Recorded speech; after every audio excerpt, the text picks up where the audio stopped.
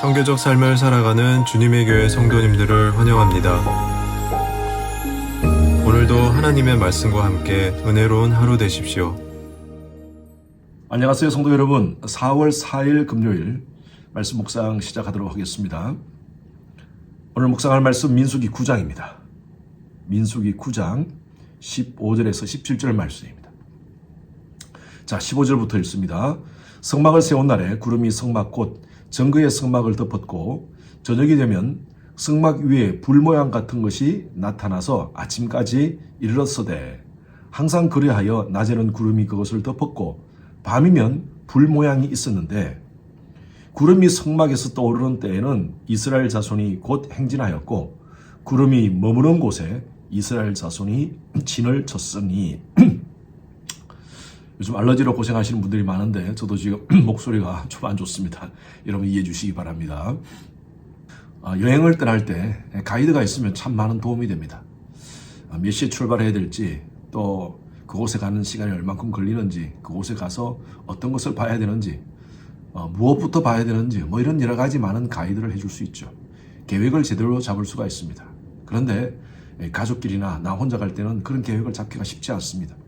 우리 인생 여행도 마찬가지인 것 같아요. 다 나름대로 계획을 잡고 가지만 때로는 참 그 계획대로 되지 않는 것이 참 많습니다. 저도 제 인생의 삶을 한번 돌이켜보면 제 계획대로 된 것이 그렇게 많지 않은 것 같아요.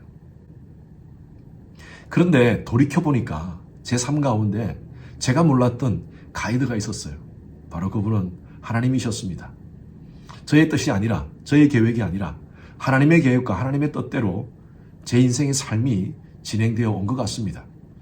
그때는 계획대로 되지 않아서 답답했고 그때는 내 뜻대로 되지 않아서 속상했고 그런 것도 있었지만 돌이켜보니까 우리가 부르는 노래 있죠. You raise me up more than I can be.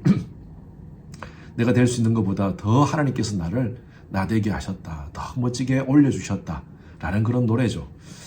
여러분 그런 것 같습니다. 하나님의 백성들은요. 하나님이 책임져 주십니다. 우리가 해야 될 것이 뭐냐? 하나님의 임재 가운데 바짝 붙어 사는 거예요. 오늘 말씀은요. 이스라엘 백성들이 출애굽을 하고 나서 2년째입니다. 2년째 1월 1일 날 하나님이 이스라엘 백성들이 성막을 완성하도록 합니다. 그리고 그 성막에 하나님의 임재가 가득했다고 합니다. 한번 보십시오. 15절 말씀 보십시오. 성막을 세운 날에 구름이 성막 곧 정그의 성막을 덮었고 이 구름, 성경에서 보통 구름 또 불 이런 것은요 주로 하나님의 임재를 표현합니다. 성막에 구름이 가득히 덮였다. 이것은 바로 하나님의 강한 임재가 있었다는 것입니다. 또 15절 뒤에 보니까 저녁이 되면 성막 위에 불 모양 같은 것이 나타나 아침까지 이르렀으되 낮에는 구름이 있었고 밤에는 불이 있었다고 말씀하고 있죠. 왜 성막에 이런 하나님의 임재가 있을까요? 하나님은 이스라엘 백성들에게 출애굽기 25장 22절에 보면 내가 그곳에서 너를 만나겠고 내가 너희에게 말하겠다라고 했습니다. 어디서요? 성막에서요. 그래서 그 성막은 바로 하나님께서 말씀하시는 곳이고요. 그리고 하나님이 만나는 곳입니다. 그 말씀하시는 것과 만나는 것을 불과 구름으로 하나님께서 묘사하셨어요. 그래서 이스라엘 백성들은요. 지난주에도 말씀을 통해서 묵상했던 것과 같이 이스라엘 백성들은 성막을 중심으로 그들의 진을 구성했습니다. 민수기 2장 2절에 보니까 진을 치되 사면으로 대하여 치라 라고 되어 있어요. 이 대하여라는 말은 향하여라는 의미입니다. 모든 이스라엘 백성들의 진이 텐트가요. 성막을 향하여 입구를 내라는 것입니다. 이 진이라는 것은 개인적인 텐트입니다. 개인의 사생활도 가족의 생활도 하나님을 향하라는 것이죠. 이것은 굉장히 중요한 영적인 의미가 있습니다. 하나님의 백성들은요. 하나님을 향하고 있어야 됩니다. 그 하나님의 백성들을 하나님이 이끄시고 보호하신다는 것입니다. 오늘 말씀해 보니까 16절에 항상 그리하여 낮에는 구름이 그것을 덮었고 밤이면 불 모양이 있었는데 17절 구름이 성막에서 떠오르는 때에는 이스라엘 자손이 곧 진행하였고 구름이 머무는 곳에 이스라엘 자손이 진을 쳤더라. 이 말씀이 무슨 말씀이냐면 하나님께서 구름으로 이스라엘 백성들을 이끌어 가셨다는 것이죠.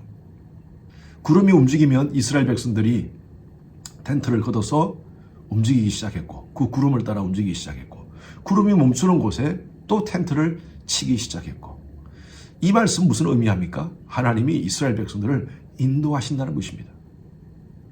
여러분, 지금 이스라엘 백성들이 한두 명입니까? 아닙니다.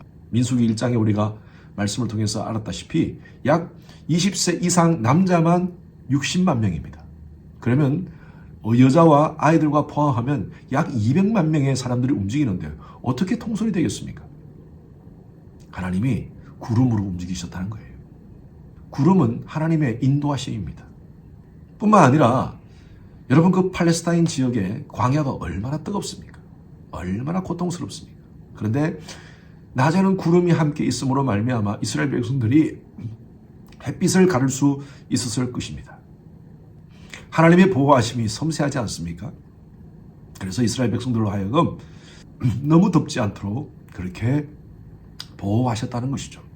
그리고 광야의 밤은요 굉장히 춥습니다. 낮과 밤의 기온차가 굉장히 많다고 합니다. 그 차가운 광야에서 어린 아이들과 함께 밤을 지새운다는 것은 참 어렵습니다. 하나님께서 불기둥으로 이스라엘 백성들을 따뜻하게 하셨던 것 같습니다. 그래서 이 구름기둥과 불기둥은 두 가지 의미가 있습니다. 하나님의 인도하심과 하나님의 보호하심입니다. 예수의 보혈로 구속받은 하나님의 백성들의 지금의 삶도 마찬가지입니다. 하나님 앞에 하나님의 임재를 사모하며 있는 자들에게 하나님은요 하나님의 인도하심과 보호하심으로 함께 하십니다. 우리의 삶은 광야와 같은 삶입니다. 마치 이스라엘의 백성들처럼 여러 가지 많은 문제들이 많고요. 위험에 처해 있고요. 또 어떻게 갈지 몰라서 헤맬 때가 참 많습니다.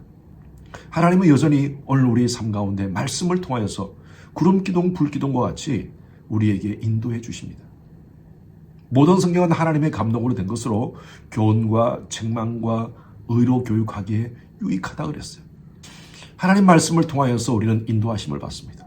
또한 보혜사 성령께서 우리와 함께 하시기에 보혜사 성령이 우리를 인도하십니다.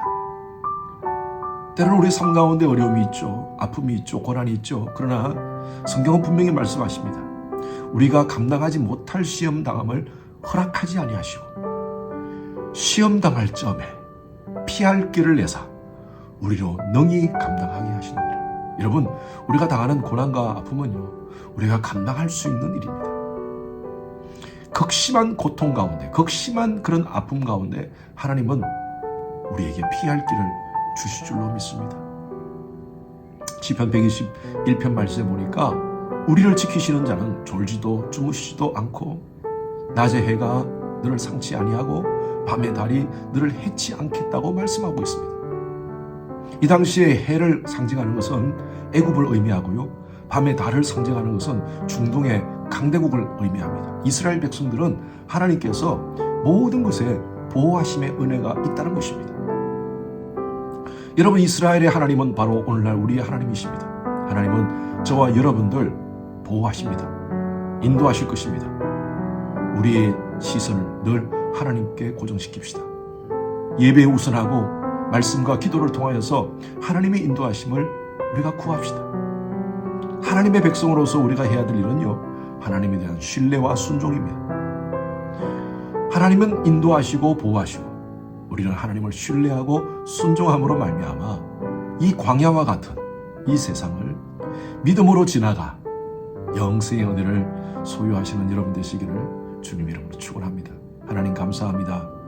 우리의 삶 가운데 인도자가 되어주시고 우리의 삶 가운데 보호자가 되어주시는 은혜 감사합니다. 이 광야와 같은 삶을 살아갈 때에 여러 가지 많은 위험이 있고 아픔이 있고 상처도 있고 곤고가 있지만 믿음으로 목자이신 하나님을 잘 따라가는 저들의 삶이 되게 하여 주시옵소서. 감사드리며 살아계신 예수 그리스도 이름으로 기도드렸습니다. 아멘. 금요일은 예배를 위해서 기도하는 시간입니다. 저의 설교를 위해서 기도해 주시기 바랍니다.